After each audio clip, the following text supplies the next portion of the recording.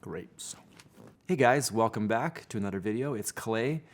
Today I want to talk about INFJ burnout. I think burnout is one of those things that really anybody can experience. I think for INFJs, the reasons are a little different. I think most INFJs are intimately familiar with this. It seems like, at least for me, most of my life is managing this dance between like ambition, progress, excitement towards things, and this other side of it where it's like it all becomes too much and I go into like this burnout phase. So I think there's a few different types of burnout we experience. I think a lot of it comes from relational type issues, family relationships, friendships, romantic relationships, acquaintances, just people in our lives. It seems like this is one area we can get really burned out in. I think a lot of it is due to cultural reasons and the fact that for me, a lot of what culture is and doesn't really make a lot of sense. And I find issues around that can make me quite exhausted. I think another reason for burnout is just internal to us and our push for progress at all costs. So what does burnout look like in an INFJ? I think it can kind of manifest in a number of different ways, but it could be things like you're tired, you're unmotivated, could be really stressed out, could be depressed. It can come out in other ways where you're procrastinating everything. You've got things that you need to do, you want to do, but you just can't start them. You're just like laying around feeling useless. It can also come out in anxiety-based ways, I think. You could be nervous, paranoid, kind of getting into these weird overthinking states. The NITI loop is one thing that can happen to INFJs where we sort of overthink. Along with paranoia and anxiety can come like sleep disruptions, like ruminating on thoughts so much that you just literally can't get to sleep, or you wake up in the middle of the night and you're worried about something or you're thinking about it and you just can't shut your mind off. Feeling crazy could be another symptom of being burned out. Maybe you're with people that are just manipulating you, whatever, narcissistic personalities, and you just end up feeling like crazy, almost like you're being gaslit, and you can kind of slide into this extreme burnout from that as well. So sleep disruptions are interesting. I'd actually be curious to hear from other INFJs if they have sleep disorders or, intense dreams. I've always had really intense dreams. So most of my dreams are quite confusing. That seems to be a common theme. Confusion and lack of progress. Trying to do things, but I can't for some reason. There's some obstacle. It's like a bit of a reoccurring theme in my dreams, and they sort of almost can blend into nightmares when I wake up and I'm just like, oh, I'm so glad that's not real. So something that developed in me, after I was 20, maybe even after mid to late 20s anyway, as like anxiety and stress really started to build in my life due to a couple reasons. I kind of developed a bit of a sleep disorder. And I have been known to sleepwalk. I sleep talk. I wake up and I can actually act dreams out. I've run into walls at full speed while sleeping. I mean, it sounds a little crazy, and I almost hesitate even saying it on here because people, I think, sometimes get a little freaked out by it. Sometimes I'll wake up and actually see things. So I'm still dreaming, and while these dreams are fading, I'm awake, but I'm still dreaming. I don't even know. Awake dreaming, is that what that's called? But I, can see things. I've had lots of adventures while sleeping, and it's no wonder that sometimes I wake up and I feel like I am tired because I think half the time I'm not really sleeping. My mind is sleeping, but my body is not. So I think in general, burnout surrounds, depression, anxiety, paranoia, worry, things like that. And I think all those things almost like sort of rule your mind, like overthinking and thinking about things to an extreme level can exhaust me. I know that. Like if I sit around, something's happened with somebody, and the more exhausting of people you have in your life, if you have like narcissists, manipulative people, people that are confusing, people that you're trying to fix things, but it's just not working. I think it can get into, I know with me, like gets into my mind, and I can think about it over and over until I'm just like literally exhausted. And a lot of my exhaustion, I think, is mental exhaustion. And I like to do sports and stuff like that. I like to be active outside, but I'm talking about something different than physical exhaustion, right? It's a mental exhaustion. And I think that's a type of burnout. So I think there's a number of reasons INFJs get burned out. So I thought I would talk about them. I wrote a list here. These are, how many do I got? 1, 2, 3, 4, 5, 6, 7, 8. People like lists, don't they? Here is my 8 reasons that INFJs get burned out and some ideas on how we can manage this. Some ideas about how I manage this to kind of lessen the impact of these things on my life so that I'm not getting stressed out as much as I used to, maybe. All right, let's get into it. So the first reason I have here is over-socialization. So INFJs, as I've talked about numerous times on this channel, as far as cognitive functions, have dominant introverted intuition, and secondary, they have extroverted feeling. So extroverted feeling is both a gift and a curse. That's the way I look at it. It allows you to be extremely empathetic towards people, read people's emotions really well, almost absorb their feelings. But at the same time, it creates this kind of obsession or desire for harmony at all times. You want people to feel good because then you yourself feel good. If these people feel good, then you absorb their emotions. So INFJs are sometimes called social chameleons. And what does that mean? That means that we can get into social situations and kind of try to fit in. We can kind of become however these people want us to be. And because of the extroverted feeling, we're actually quite good at discerning really what that should be in the moment. So it's almost like a bit of a facade that we can create in order to fit in with different groups. And, it's kind of an interesting thing. It's like, is this an authentic thing to do? Like, is this people pleasing? I don't know. I think really what it's about is just recognizing how to act in a situation that will make other people happy. If you do this to a healthy level, it's probably good. It's like a good way to socialize. Part of life is fitting in with various communities. And if INFJs get quite good at this, we can fit in really well without kind of sacrificing ourselves. I think that's the key. If you're a people pleaser, you kind of do this to too high of a level and almost sacrifice your own needs and wants. Over-socialization is something that all introverts have to worry about. So what's the difference between an introvert and an extrovert, in my opinion? There's a lot of different definitions out there. I think a lot of them are bogus, in my opinion. I think for me, it's sort of where you get your energy. That's how I define introvert and extrovert. So an introvert gets their energy when they're alone, and that's how they recharge and sort of fill their tank. And then they can go out and be extremely social. And I think that's one of the misconceptions of an introvert, is that you're now reserved or shy. You can go in, as an INFJ, you can go into a social situation and be extremely extroverted. I think that's why they actually call the INFJ the extroverted introvert. And again, though, I almost feel like that's a bad way to use the word introvert, because it doesn't mean you can't be outgoing and a people person and all these things, right? It just means that if you do that for long enough, you're going to become tired and you're going to need to go recharge. So I think what socialization for an INFJ often looks like is almost like this facade creation. You put on this persona to fit in or to make people happy. So I think with the whole facade creation, the more unlike yourself that you feel like you have to be, the more exhausting that is. And I think it's like an energy tank. You've got a certain amount of energy, and once you deplete that, it's exhausting. So what's an example? I actually have a couple friends who do weddings. We live in this sort of touristy place in Western Canada. It's a valley with lots of lakes. And a lot of people come here to get married. So there's this massive wedding industry in this valley.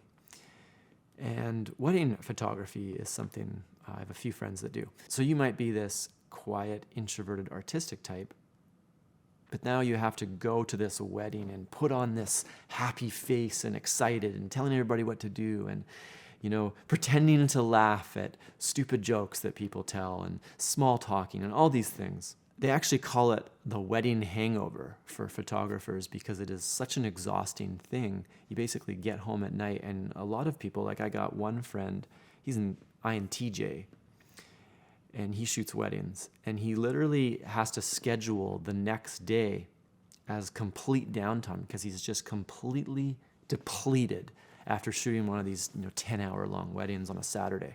So this is interesting. When I first went to a counselor a few years ago, it was the first time I ever went to a counselor, I walked in there and she asked me some questions. And I think I was so enrooted in Peoplepleaser Syndrome at that time, and I think this is all kind of based on this INFJ thing that we do, where we kind of become this chameleon to fit in with people.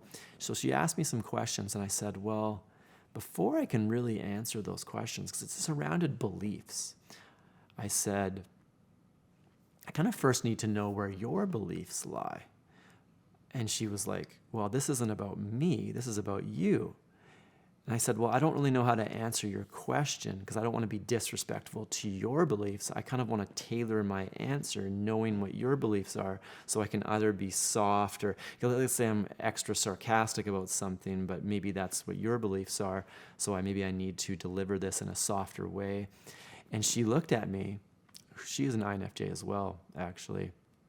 And she almost like called me out on this behavior. It was like the first session. She's like, this is not about me. My beliefs don't matter. And you need to talk truthfully and authentically in here how you actually think. And so this took me a number of sessions with her to actually get rid of. So another thing about over-socialization, it doesn't even have to be in situations that you don't like. It could be like a couple good friends and you have a deep talk. Let's say you sit around a campfire at night and you talk till late. Even that can make you tired and exhausted in the end. So if you're constantly forced to be in situations where you're depleting your social energy, like let's say you're doing that all day long every day, it's possible at some point you're going to become completely depleted, you don't have enough time to recharge, and you're just going to go into a burnout phase. If you go into burnout phase long enough, it almost becomes just sort of part of your life, and it's like a low-level depressive state that you can kind of go into that can last years. And I think I've experienced that in the past where,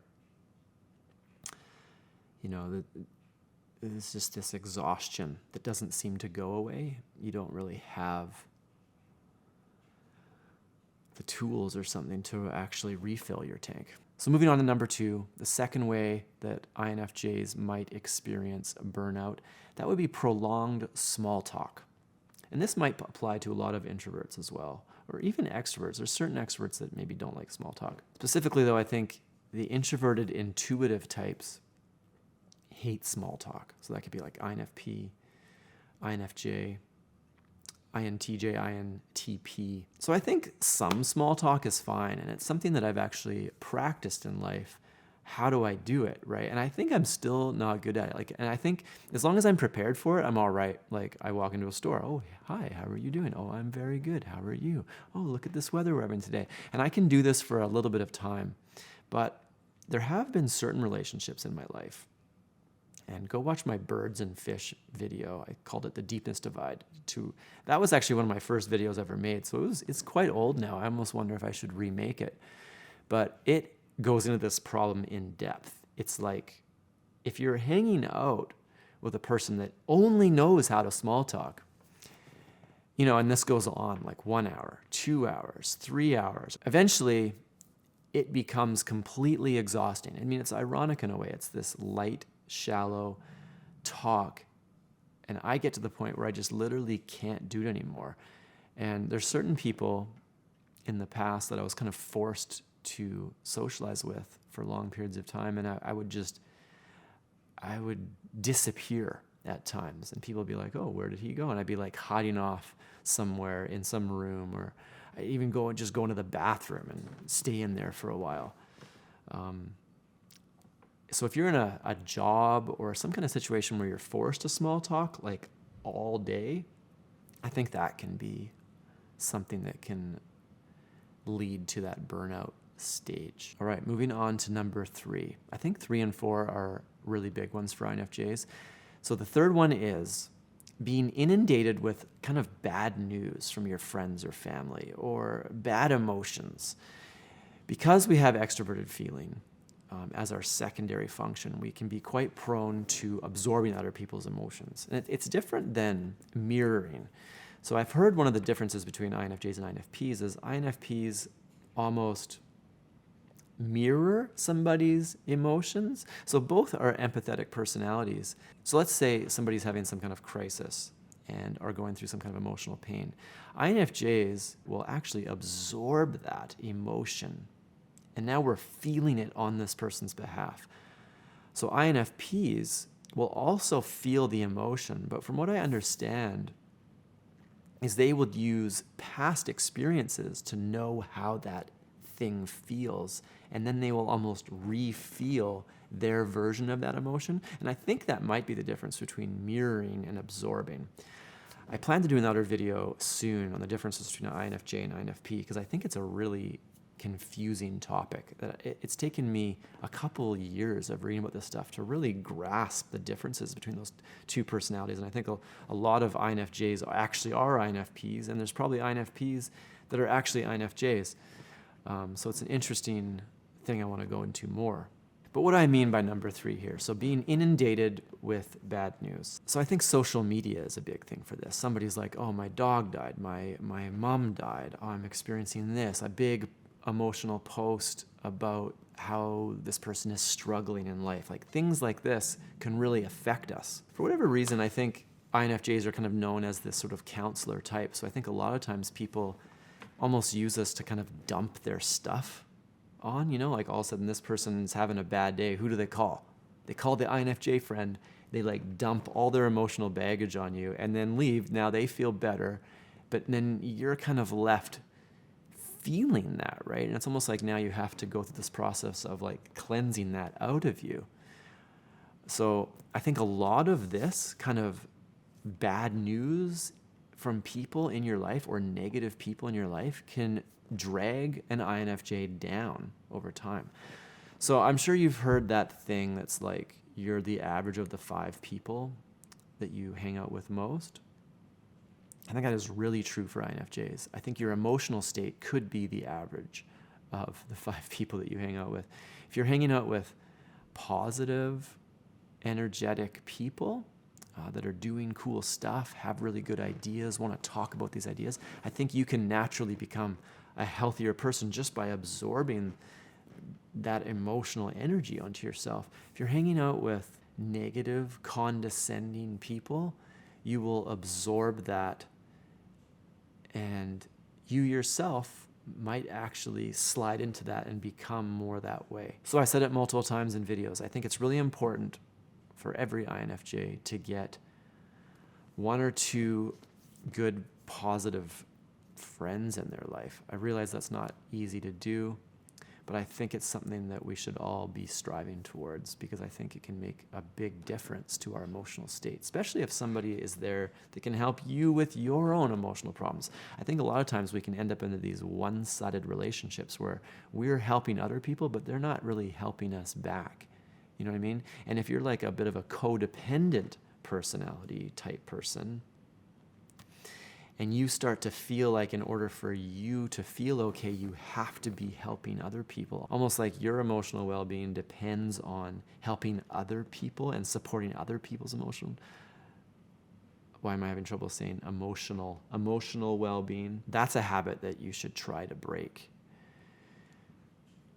I think it's okay to say no to hanging out with certain people. I think it's something that we should practice. And if a person's just negative and condescending, I think we should have the courage to say no to that person. Of course, if you've got somebody going through hard times in your life, obviously we want to help in those situations.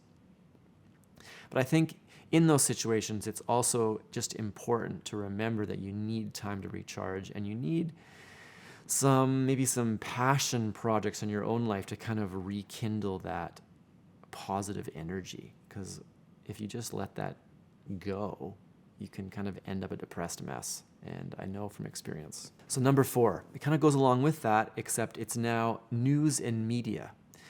So I've mentioned this in my other video, and it's funny. I think it's something that people argue with me about. I think there's a lot of people that are obsessed with news and media and being informed. And they confuse being informed with actually doing something worthwhile. The thing about the media is it's all based on making money, just like any business.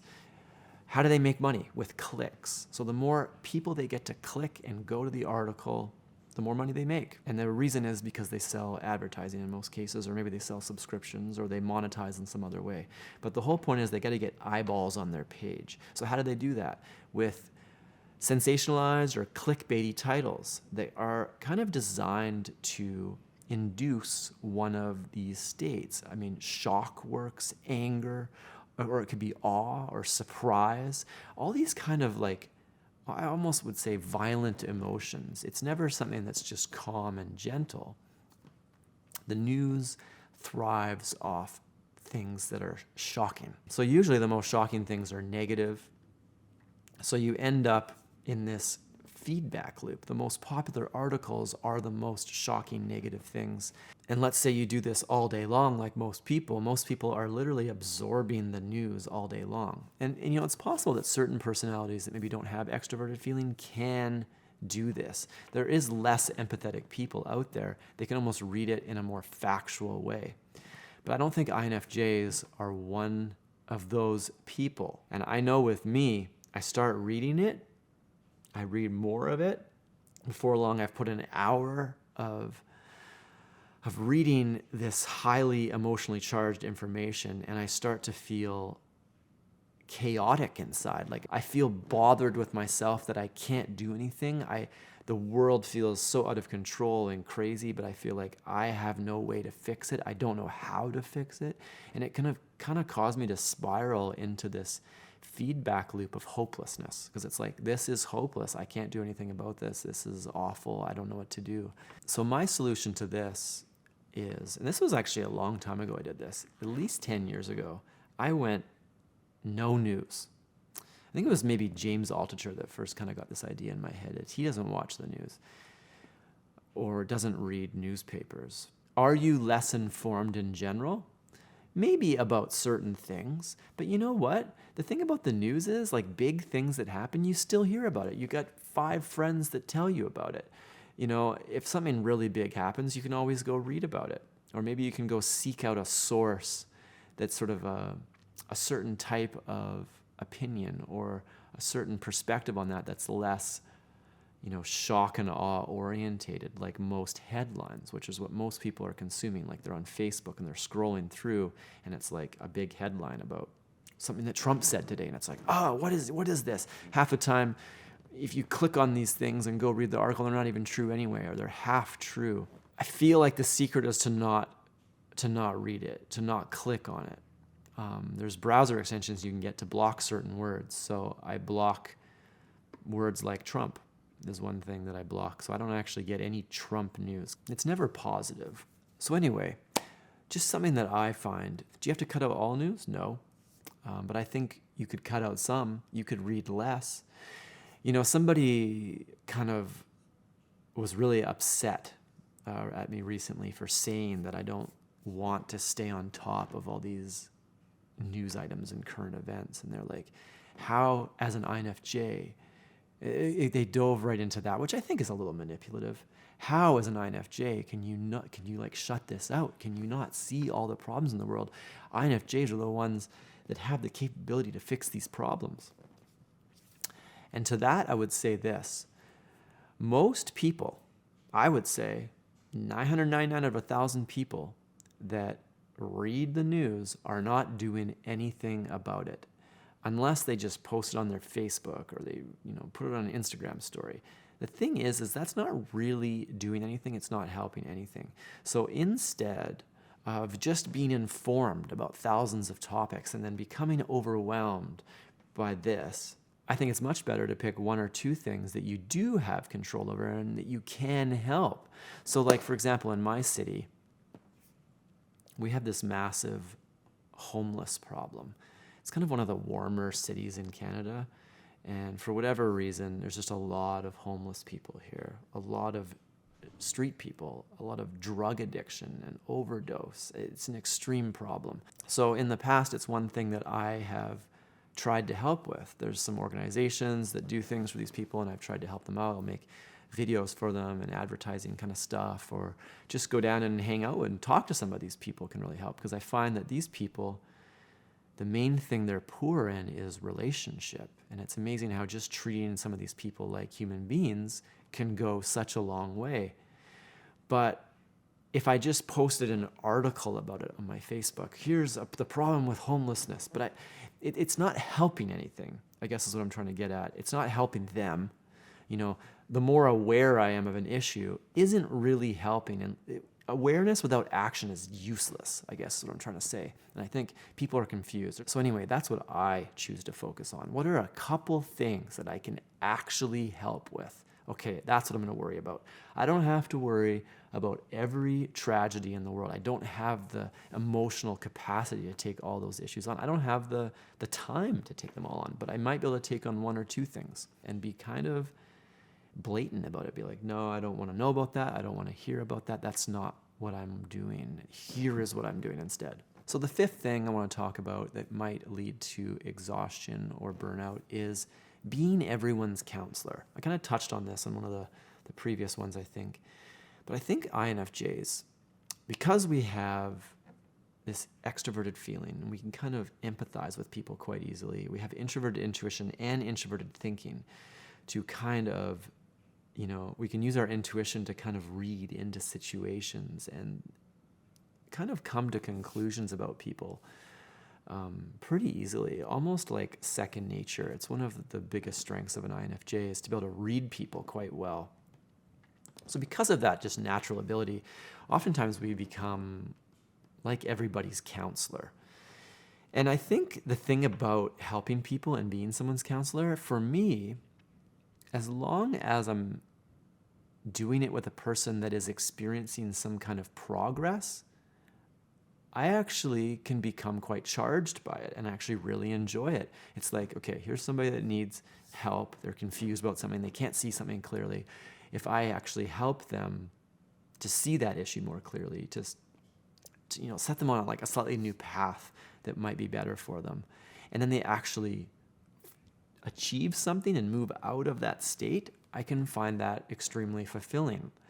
I think at my root, I do want to help people and I want to see people reach their potentials.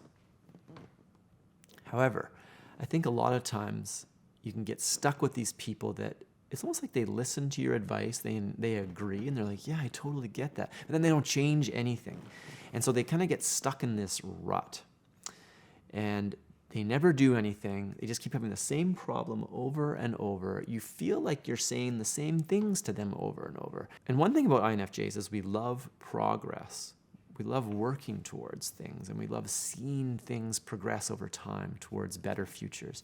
And if somebody is just not progressing and they're just stuck there and it's like they won't do it, I think that can be a massive emotional drain. So that's the one situation that, you know, if somebody is doing that to me, I will now start to back off a bit. Like, I don't want to be involved in that. I'm willing to help somebody, but once I start sounding like a broken record and I'm saying the same things over and over, I feel like my work is done. I think it's literally one of the most exhausting things in life when you get stuck with people that won't change. They won't progress. Like, you have these problems, especially if you're like, you know, in some kind of a marriage or a really close relationship, maybe like a parent or a parent-child relationship, and you're kind of forced to be together due to the nature of that relationship. But yet, there's problems that never get better, and you're trying to work on them and you're trying to fix them, but nothing you do actually matters in the end, and this goes on for years and years, I find there's like nothing more exhausting than that. And that can lead in me to like major burnout, where it's like hopeless. And I think this is where the INFJ door slam comes from, is, you're trying, and you try a long time for really hard, and then one day you kind of realize it's not working, and you can kind of just shut off, and you're just like, I can't do it anymore. It's funny, I'm a member of a few INFJ Facebook groups, and it's almost like I've noticed a lot of INFJs wear the door slam as a bit of a badge of honor. They're like, treating it like it's a good thing. I personally don't think it's a good thing. I think it's a sign of immaturity. Have I done it? Of course. I've door slammed. But I think that it's possible that the door slam is kind of like you were unhealthy to begin with, and you were doing something that was unhealthy, and then you reached burnout, and then you pulled out the door slam. I think a better way is to not reach the burnout in the first place. It's to realize in the moment, going along this path, that this person is an emotional drain on you. I've been thinking a lot about it. Like, why do a lot of us end up with narcissists? There's probably lots of reasons, and it's probably, a whole nother video. But I would rather fix the root of that problem. Why do I end up with narcissists? Why in the past have I been attracted to narcissistic personalities? I think I've finally broken that pattern now in my life, and I would rather focus on that than almost repeating it over and over and then being proud of my ability to door slam people. So the next one is similar to the last one. I call this gimme burnout. So I actually have an article that I wrote. I made a video about it. I'll put a link to it in the description. It's about the 3 types of friendships. One of them is a gimme friend. So these gimme friends are a special type of person that just likes to take, and you're giving everything and they're just taking. They don't ever give anything back. So for INFJs, this is a great type of person to really have limited contact with. You want to be in relationships that are, there's a give and take, both parties give and take. I mean, maybe that's obvious to say, but for whatever reason, a lot of us seem to end up in these one person giving, one person taking relationships. So the 7th way that I think that INFJs can get burned out is in relationships with narcissists. So I've talked a little bit about narcissists. I actually have a really long 2-part video on narcissism and covert narcissism, which are 2 things that I've had, unfortunately, a lot of experience with in my life. It's one of those things that you can't even believe it's true until you've lived through it and lived through that manipulation. And it is literally the most exhausting thing I think that you can experience. So it's almost like the gimme friends, but like on steroids. That's what narcissists are. So the thing about narcissism, especially covert narcissism, is it is so hard to detect. In fact, I've heard that even therapists have a hard time identifying narcissists because they're such good actors to who they want to be. Like, for example, like a covert narcissist might literally be a pillar of the community. Everybody sees this like amazing leader. It's like the golden child, right? And then they go home and they're a completely different person, and they're like verbally abusive and manipulative to their family. It's this horrible thing because the victims of narcissists often, it's like you start to wonder if you're a crazy person. You're being gaslit most of the time. That's something that narcissists do. And what is gaslighting? It's basically, it's making you question your own sanity. Like, did I say that? Or did you say that? They'll do things or say things, and then later they'll be like, no, I didn't do that. Richard Grannon talks about narcissists a lot, has this amazing example where you walk into a room, the narcissist has chocolate milkshake all over their face, and you say, hey, how come you're drinking my milkshake? And they're like, I'm not drinking your milkshake. Meanwhile, they got, chocolate milkshake all over their face. Like, they did it, but they're so convincing that you start to wonder, well, did I really see chocolate milkshake on their face, or was that? So there's a lot of things that narcissists do, and it all centers around manipulation. So things like gaslighting, guilt tripping, shaming, hypocrisy, passive-aggressive behavior, all these various manipulation techniques that they'll pull out. But the thing about it is that it's all designed to put you in a box and control you and make you do whatever it is that narcissist needs you for. You are a tool in their tool belt, and they will do what is required to keep you as that tool. If a hammer can't hammer a nail, what good is a hammer? So I've noticed that INFJs are susceptible to narcissists. I don't know why that is. Empathetic? Who knows? For whatever reason, we can get sucked into these people. And if you do end up with a narcissist, it is burnout to the nth degree. And you can literally waste your life away if you are with a narcissist. I can't stress enough that if you are with a narcissist or you have a narcissist in your life, you need to either get away from that or put up extreme boundaries to keep that manipulation away from you and your life. All right, so enough about narcissists. You can go watch my narcissist video if you want to learn more about that. So the last one I want to talk about is more almost internal to us. And a lot of the other things I've been talking about are related to people and relationships. And I think it's because INFJs are often people-orientated people. But the thing is, we can actually be the source of our own burnout in one area, something that is a big issue for me, and that is lack of progress. So if I end up in a situation or a bit of a rut where I feel like I'm not progressing, I'm not achieving anything, I'm not getting closer to my goals, I often have all these things that I want to do, or this place that I want to get to. But if I feel like I've become stagnant and I'm not getting there, and I'm not really inching closer, I think as long as I'm just inching forward and always progressing. But if I ever feel like, I just stopped, or worse, I've had to go backwards, which, by the way, isn't always a bad thing. Sometimes you meet obstacles and you have to take a step back. So that's why we have to get our heads on straight to this issue. This lack of progress can almost... It can be really stressful and almost depressing because you start to feel like I'm useless, I'm worthless, I'm not doing what I need to do. Here's all the things that I should be doing, but I'm not doing anything. I'm a useless human being. And then you basically just lay on the couch and get depressed. And then once that starts, it can kind of be this sort of loop of depression and uselessness.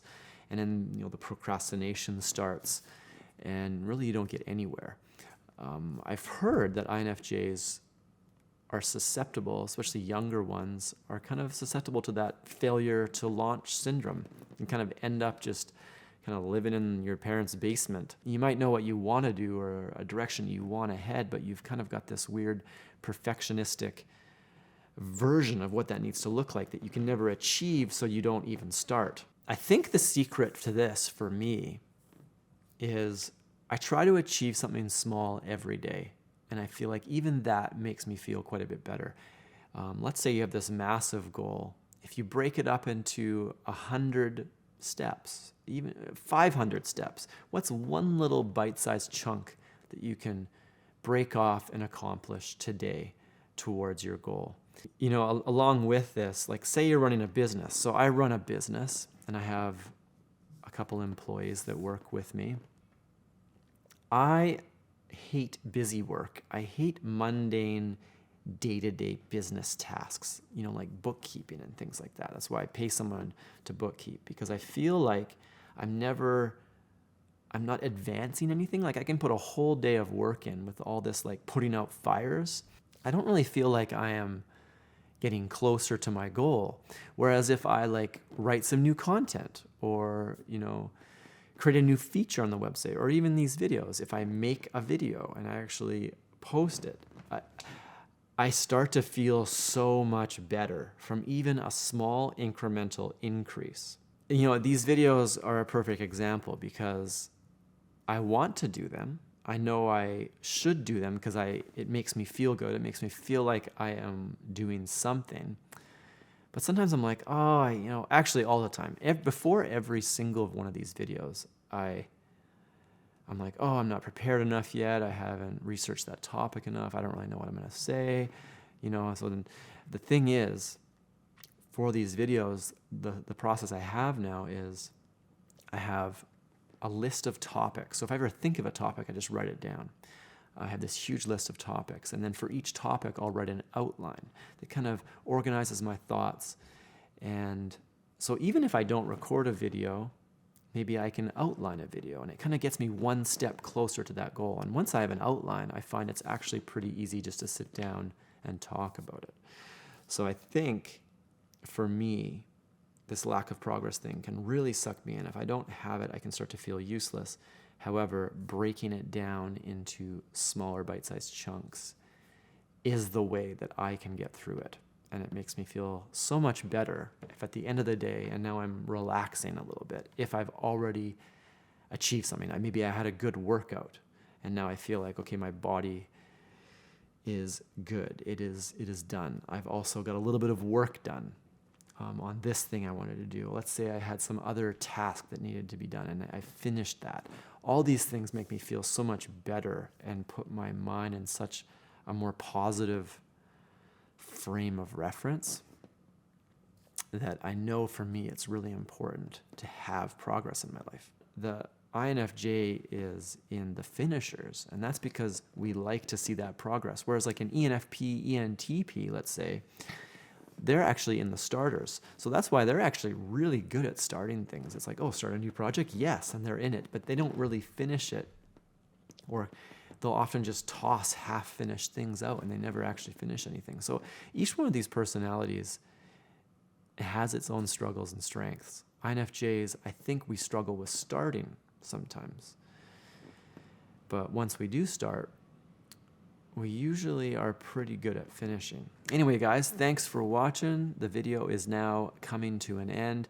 Let me know in the comments if I missed anything. Is there anything that you think contributes to your own burnout, and how do you kind of get through that and recharge your batteries? I always like reading the comments, so keep them coming. Anyway, have a great day. Talk to you later.